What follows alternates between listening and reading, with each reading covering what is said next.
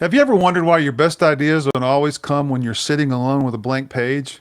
What if the breakthrough you're waiting on is sitting across the table from you? John Maxwell says one is too small a number to achieve greatness. And when it comes to leadership and communication, especially in fivefold ministry, excellence happens when we stop working alone and start leaning into collaboration. And we're taking a fresh look at that today. And it's all right here, right now, and only on the Five Gifts podcast.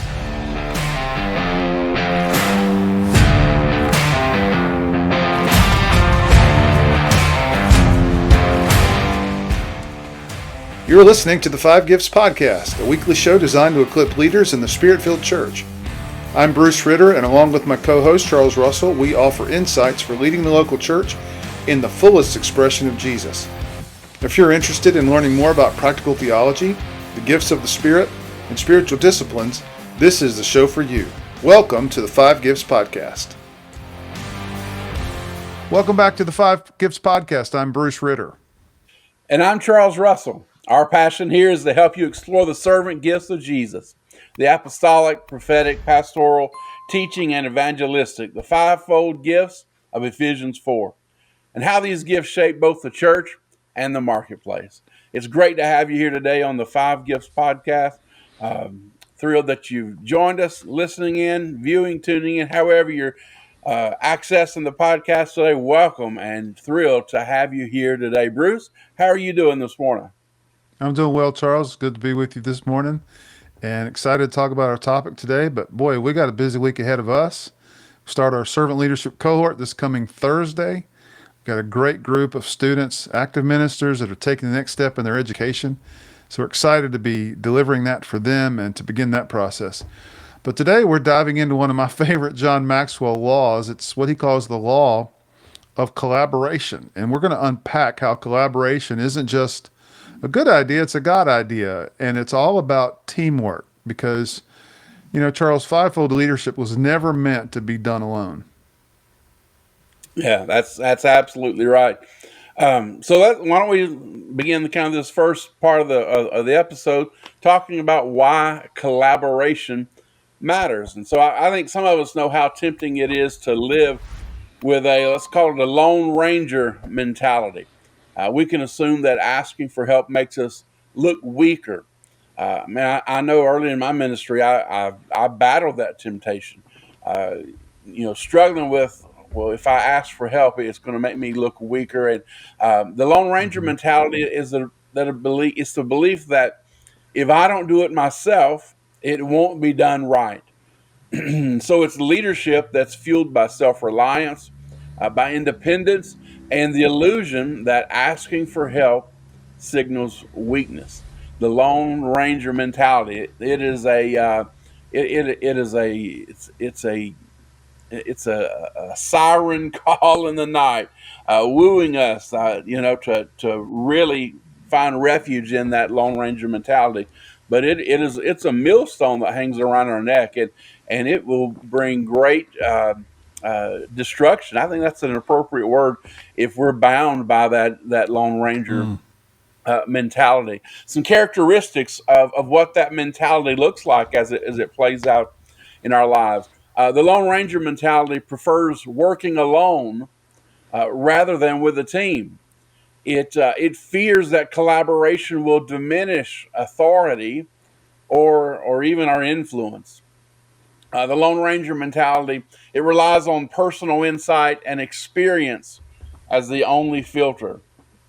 It avoids feedback because feedback may expose blind spots. And then the Lone Ranger mentality believes leadership credibility is tied to being the expert rather than empowering others. So I think it's pretty clear to see that this Lone Ranger mentality is the antithesis of what uh, we're called and created to be and do as leaders. This Lone Ranger mentality puts all of the focus on me rather than as a leader extending the work and the gifts of Christ to others to bring transformation and development through me into the lives of those that we're called to serve. Some consequences. There's always consequences to our actions, and man, I hear that, I see, immediately takes me back to a fifth grade classroom, and it brings chills and bad memories to me, because I had a teacher. That's what she said every single day. There's always consequences to your actions, and I usually found myself on the wrong side of those consequences. But the Lone Ranger mentality has consequences, and the first would be this: it is an assumption based leadership. What I mean by that is this: we assume we know what people need, but often we miss the real issue, because we're assuming. We're not discovering. We're not exploring. We're not conversing with people. We're out of touch, and we're leading based on our assumptions, which is a dangerous and a difficult place to lead from. So an example of that might be preaching answers to questions that no one is asking. Um, and I'm guilty of that. I walk off the stage after the Sunday morning service and thought that, man, I rung the bell that day. That was a great sermon. I'm patting myself on the back. Great job, Charles. You did it today, and you really spoke to the heart of the issue.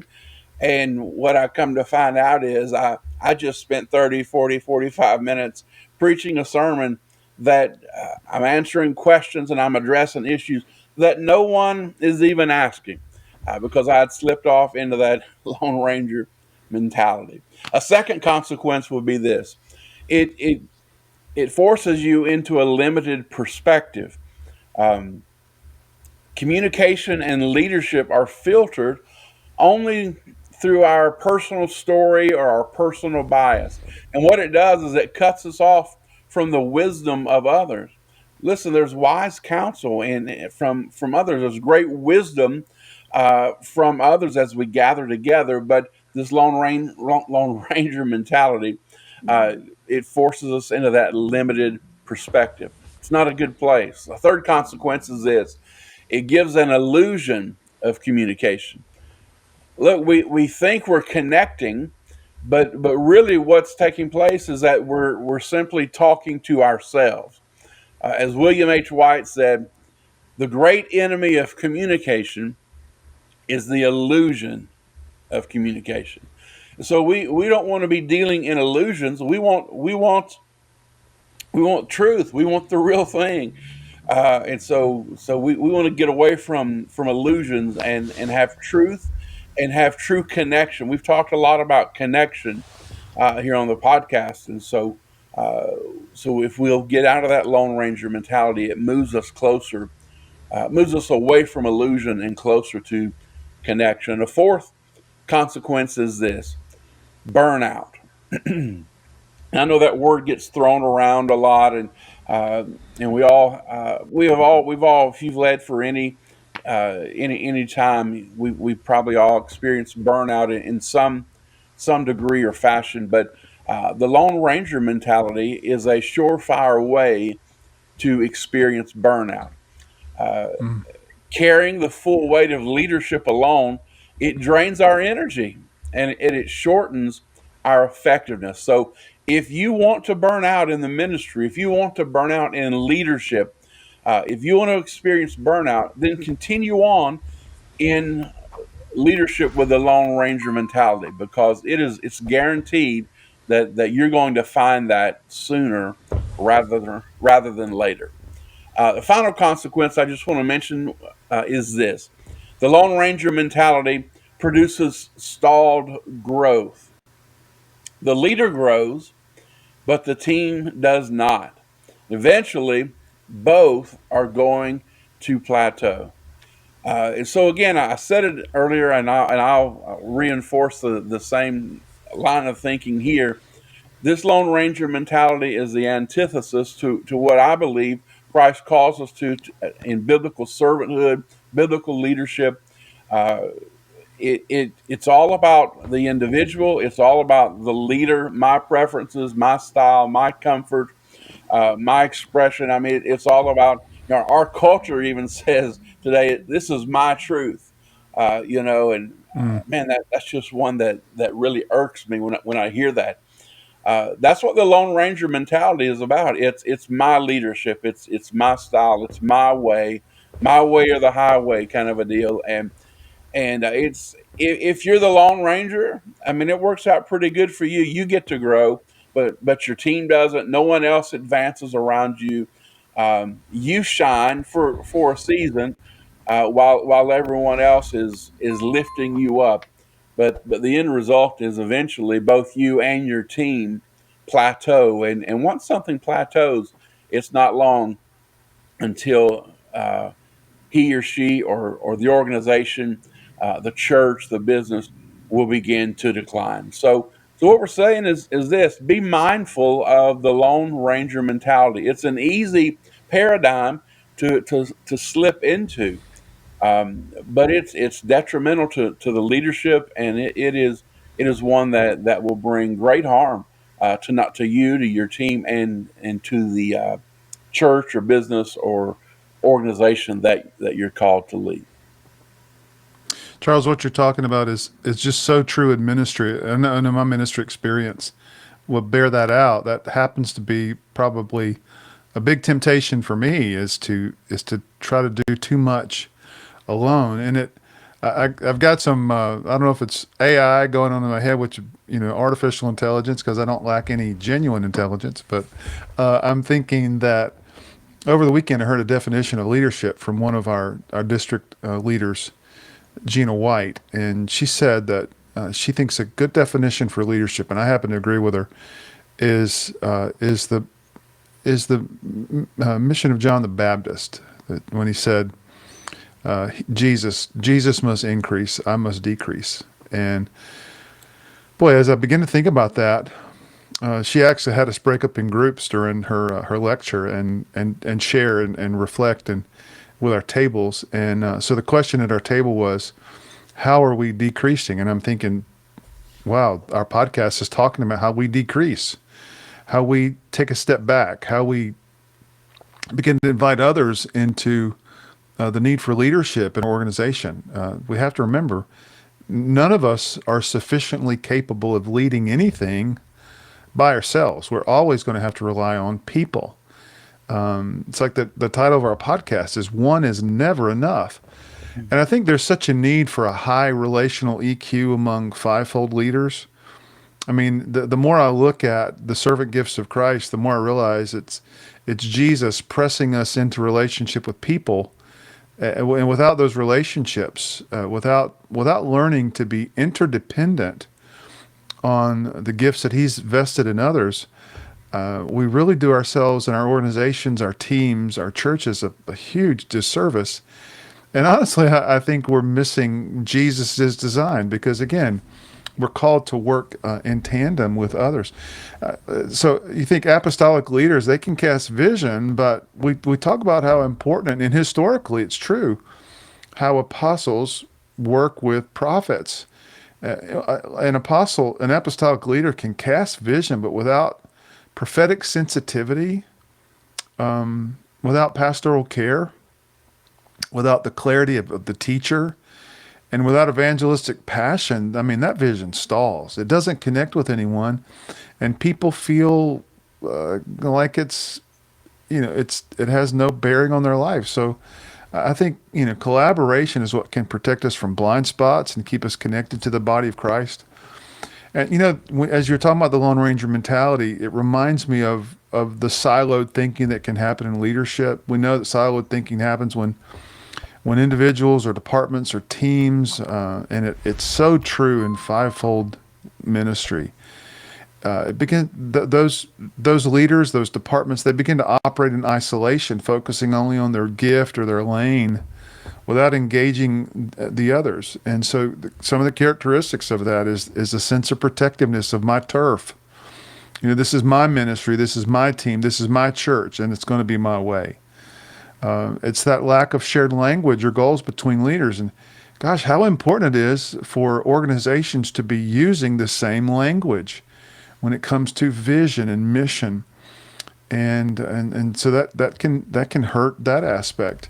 It can also mean redundancy, duplicated efforts where energy gets wasted, and there's competition for resources. And listen, pastors of churches in on the smaller side, if you're a church of below 200, you've got to be careful that you're not using your people in redundant missional ways, where everything goes into age-related ministry of discipleship, and there's no energy available to do outreach.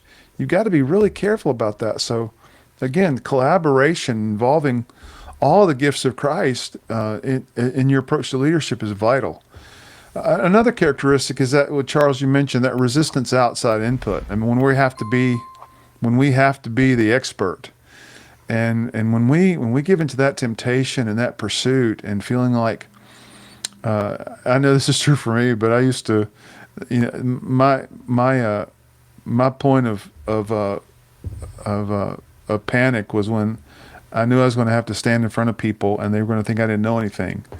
There's a huge temptation to come off as the expert, but there's so much value in inviting other people that have a different depth of knowledge than you do to be part of the conversation. And again, the consequences for all of this, there's fragmented mission. The church organization is moving in multiple directions. Everyone is passionate about their own thing, and it pulls the church away from a unified vision. Our witness is weakened.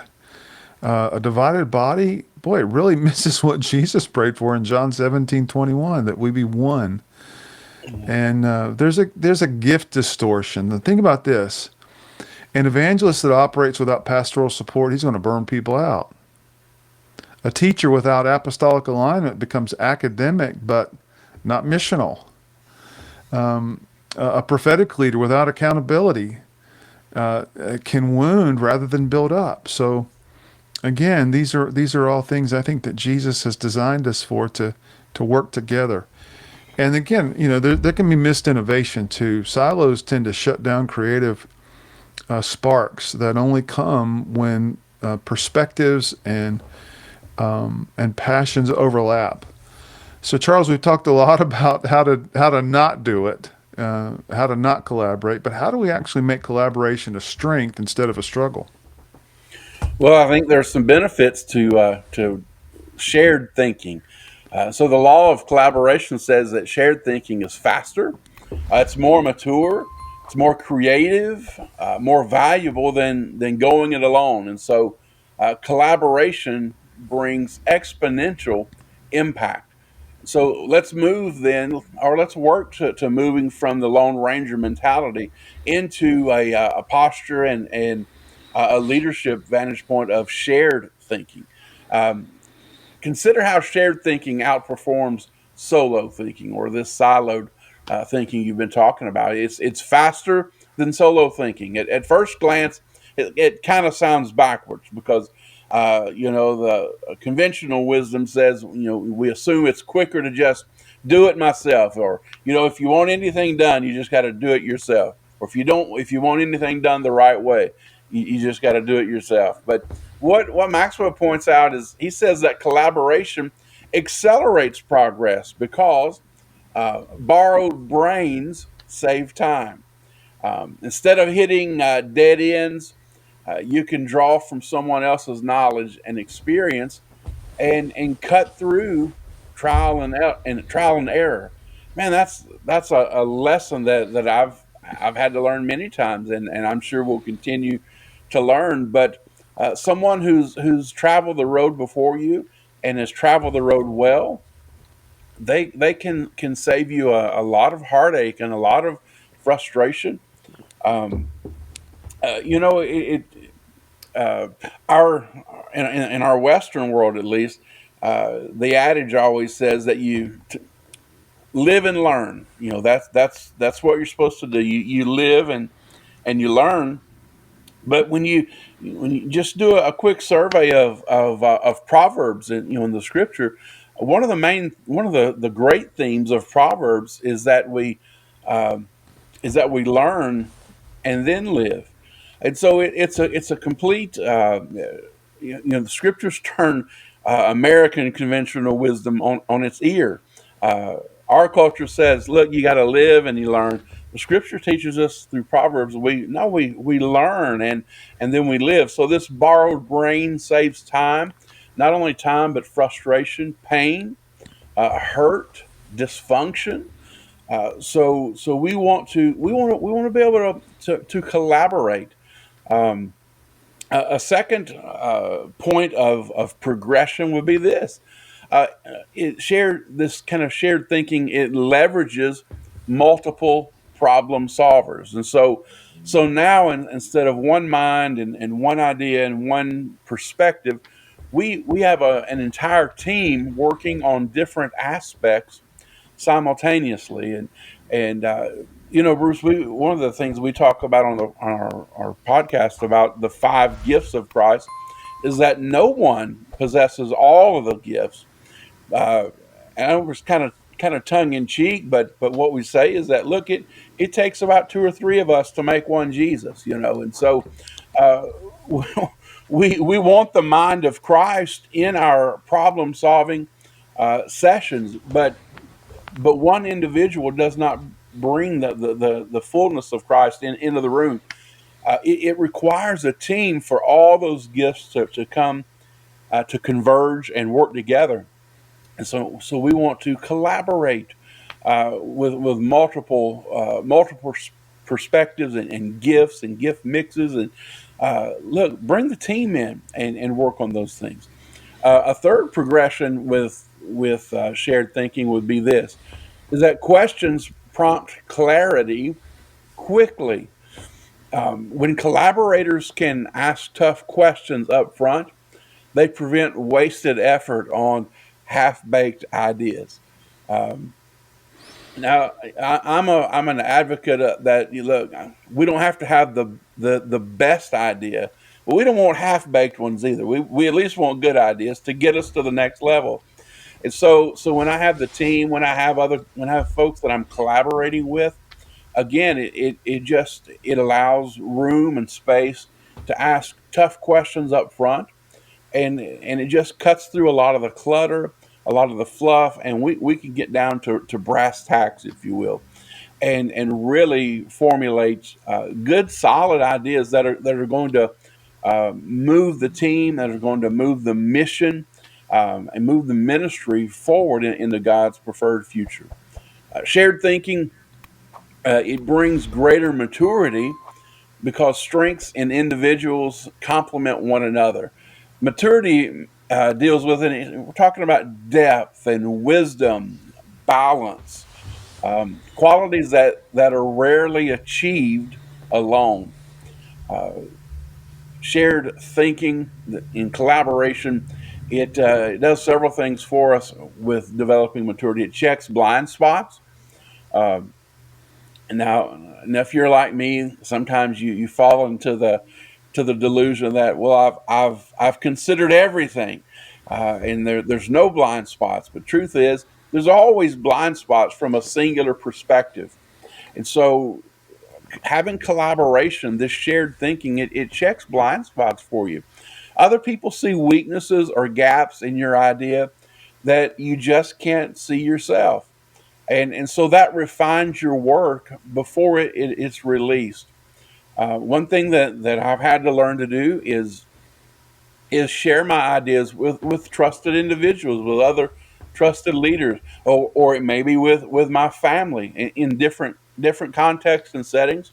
It's different groups of people, but collaboration is universal. We want to collaborate in all aspects, and what I've discovered and what I've found is that I haven't fully thought everything through, and that there are blind spots to my singular ideas that I've kind of built and conjured up. And so whether it is a leadership team in the church where I pastor, or whether it's with my family, with my wife and two daughters, uh, collaboration, it checks your blind spots, and it refines the work, and so it's more polished, and It's more concentrated. It's a greater effort with a team.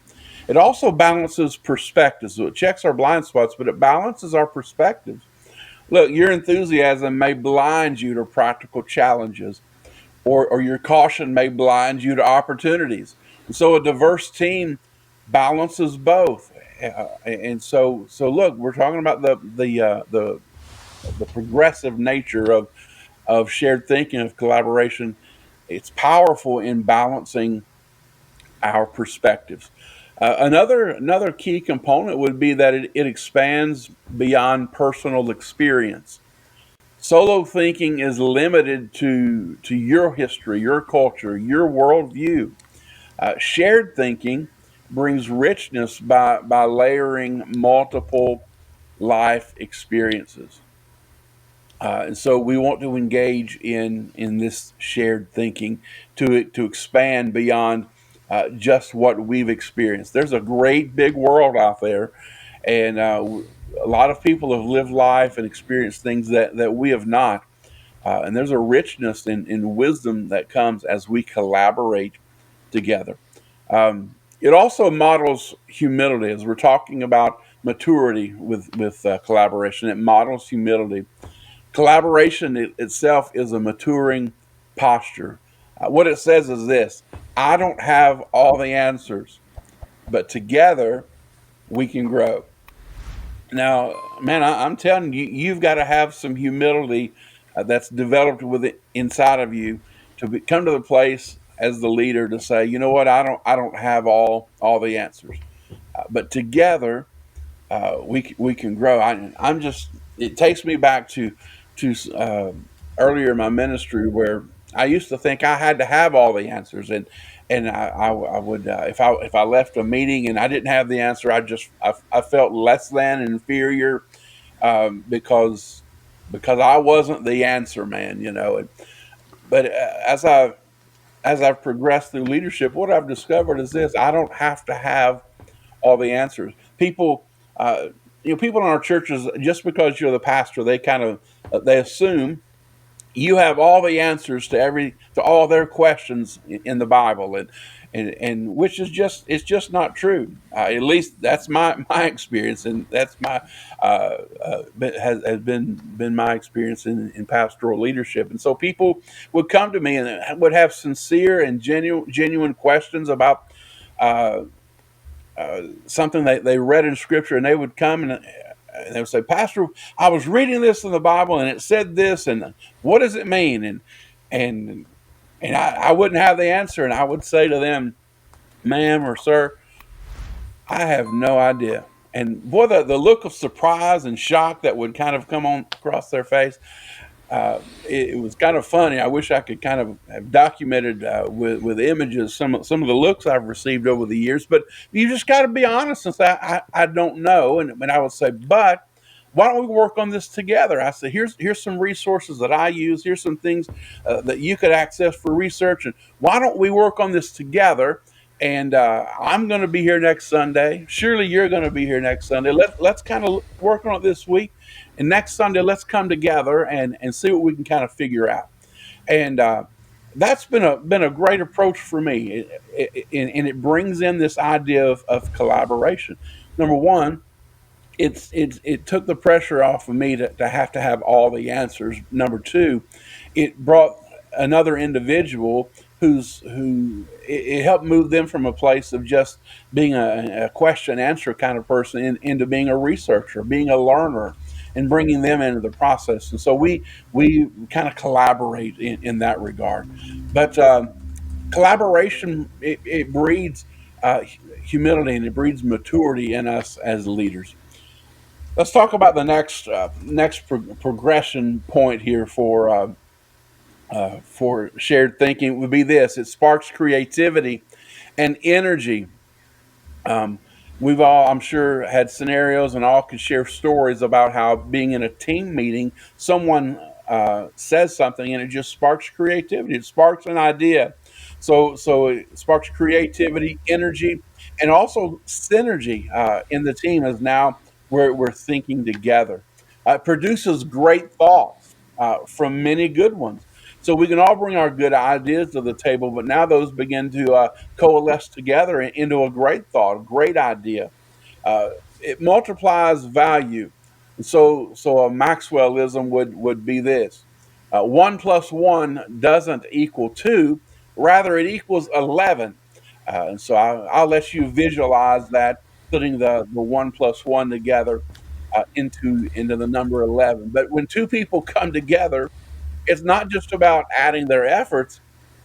What it is all about is amplifying one another's strengths, their insights, and creativity. And so, a team working together that's integrating ideas, they're sharpening one another, they're creating synergy within the team. The result is exponential. The result is that it's greater than the sum of its parts. And so I think that's some things to kind of chew on about shared thinking in a collaborative environment.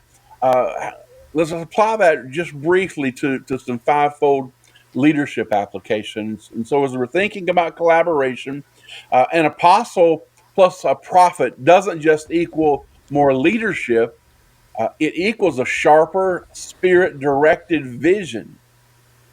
When a pastor and a teacher collaborate together, it doesn't just equal better care, it equals rooted discipleship that multiplies maturity. When an evangelist plus the rest of the team um, doesn't just equal more converts, what it equals is sustainable kingdom growth. And so we want to move to a place of leadership in an environment of collaboration. We want to be working together and thinking together, leading together, collaborating, and bringing all the gifts of Christ collaborating together. And that really is the beauty of fivefold ministry, Charles. The things that you're talking about, the way the different servant gifts work together. Apostles bring alignment, prophets bring discernment, teachers bring clarity, pastors nurture and care, network people together.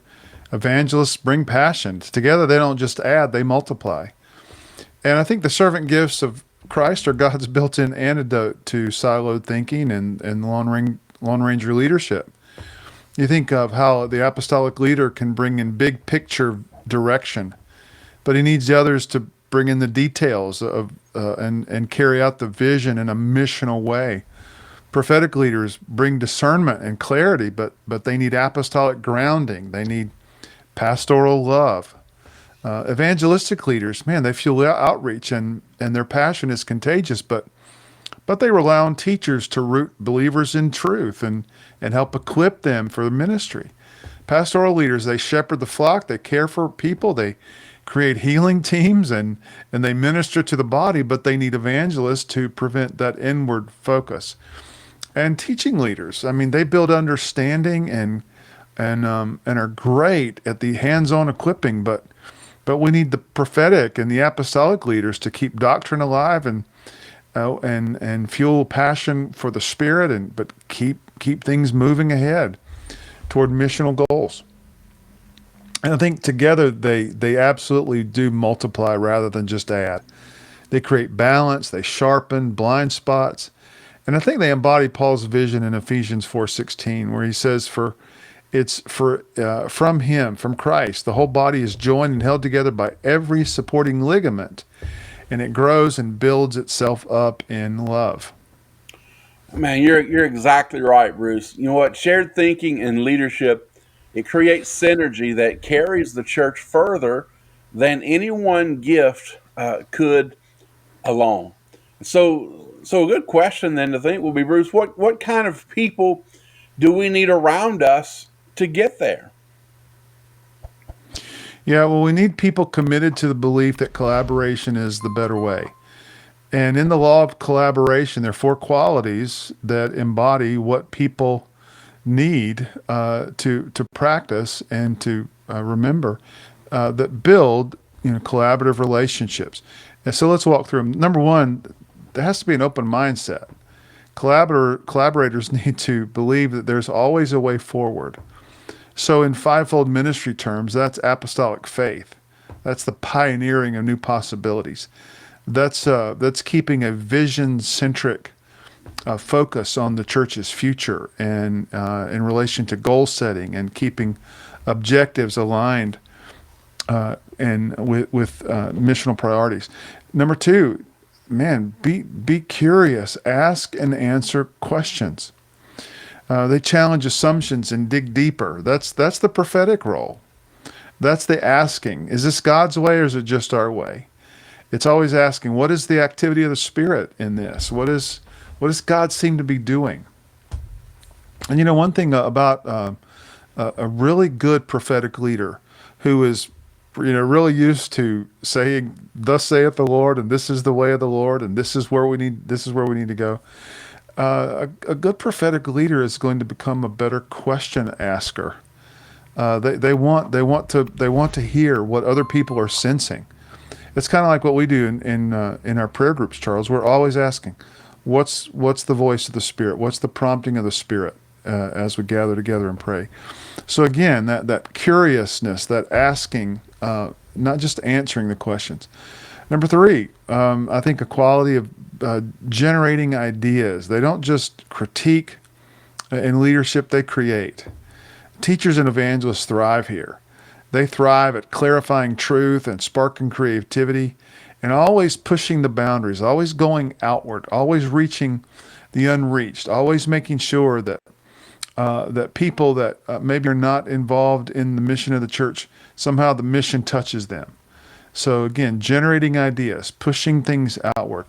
And fourthly, giving honest feedback. And boy, that's where the pastoral gift is really important.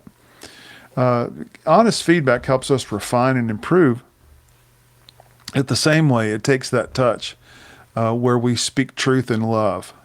And so again, allowing that pastoral gift to blunt, the harsh things we need to speak, but do it in a way that helps others grow and not just get beat up. Yeah, absolutely. Bruce, man, the way you've laid that out, it's pretty easy to see how the fivefold gift ministry works as a built-in collaboration system. Each gift keeps the others sharper and healthier, even more effective. And so there are benefits of shared thinking that we can't afford to miss. Yeah, Charles. So we think about what this means practically for leaders today. Maybe we could talk through a few of those implications. Absolutely. And so, what are the applications for fivefold leaders? I think first, don't preach or build in isolation. Maxwell says some of your best thinking will be done with others. So, just a great practical solution and application would be invite your team, your peers, even your small group into the process. That's good. I would say, secondly, create rhythms of feedback. After you teach or preach or lead, ask those honest questions. What was strongest? What was weakest? How could it improve? That's where real growth happens. And I want to say something in relation to that, especially for maybe there's a few people, maybe a few that are listening, and you've looked to feedback as only a means of affirmation. That means you you ask the question maybe after your sermon to your spouse, how was I? How was it? A lot of those are internally focused. I'm focused on, did I sound like an idiot or did I sound like the leader that belongs on the platform? Um, no, you don't ask out of a place of insecurity. Ask out of a place of wanting honest feedback for growth. So what was strong about what I said? What could I have said better? How could I improve what I said? That's where real growth happens. And again, we talked in the beginning, there has to be an emotional EQ toward collaboration. And so ask the Lord, listen, I just believe that so much of God's potential in anyone can be limited by a sense of insecurity. And I don't think the Father wants us walking hampered and limping along with chronic insecurity. There's nothing wrong with humility, absolutely. But humility doesn't give us a license uh, to live out of a place of insecurity when it comes to our identity. So I think it's important that you create rhythms of feedback from a place of, listen, God is helping me get better. I'm not perfect. I've got some flaws, but God is helping me get better. That's what my Father wants to do in my life. Absolutely. Hey, man, a third thing would be this. Remember that collaboration multiplies one's impact. So look, it's like Bill Parcells said one time. Uh, he he said individuals play the game, but teams win championships. So in ministry, teams will move the mission forward. Uh, so we want to again collaborate in teams. Oh, he caught me mid-sip there, Charles. Here's the bottom line. Collaboration isn't optional. It is essential. One is never enough. One is too small a number to achieve excellence in leadership, communication, and ministry. Your church needs more than just you at the top. They need a collaborative team of people that you're working with, that you're investing in, that you're entrusting and believing that God has put them around you and in your life to help you achieve His vision, His mission. Absolutely. So, as we're kind of winding down the episode, getting ready to land the plane here, I just wanted to say, Bruce, man, what a joy it has been to collaborate with you in developing the Five Gifts podcast. This is something we've talked about for several years. A few years ago, we both kind of had the idea and just began to have conversation and dream and man, look at us here today. Collaboration. We've built this empire here, Uh, but little tongue in cheek there. But just wanted to say, hey, thanks, man. What a great journey this has been. Collaborating with you, and what we find ourselves doing is we're serving the kingdom of God, and Amen. this has just been a wonderful expression to serve the body of Christ in a way that God has gifted us to do, and it's come about as we've humbled ourselves and collaborated together. So I just wanted to say thanks. Um, well, here's our challenge for you this week. Who do you need to invite into your thinking process? Maybe it's a fellow leader, a trusted mentor, your fivefold team. Look, don't do this alone. Link up, lean in, and let collaboration sharpen your voice. Uh, Another important thing I want to remind you about: don't forget to like this episode and subscribe to our podcast. Be a part of the collaborative effort that Bruce and I are sharing. We want you to be a part as well. Like, subscribe, follow, comment. Go on the journey with us. Be a part. Don't just be a listener. Be a participant. Be a fellow collaborator with us, and we'll go on the journey together. We'd love to collaborate with you. One of the greatest resources for reflective collaboration is done with a coach. And so maybe you're ready for coaching. Well, whether you lead a church, a nonprofit, or a kingdom business, we offer customized coaching for individuals and teams. One-on-one coaching to clarify your personal call and strengthen your systems. Maybe it's team strategy sessions to align your leaders, your priorities, and your systems. You can reach out to us today at charlesrusselltraining.com or charlesrussellministries.com. You can find Bruce at coachingcardia.com. We would love the opportunity to collaborate with you.